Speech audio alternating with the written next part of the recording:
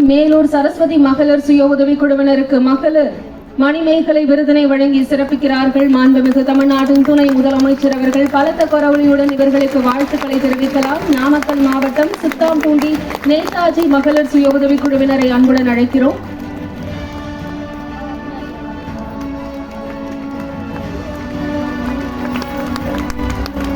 ராணிப்பேட்டை மாவட்டம் கீழ்மின்ன ஸ்ரீ சிவசக்தி மகளிர் சுய உதவி குழுவிற்கு மணிமேகலை விருது வழங்கப்படுகிறது. வேலூர் மாவட்டம் சலமநந்தம் ரோஜா மகளிர் சுய உதவி குழு.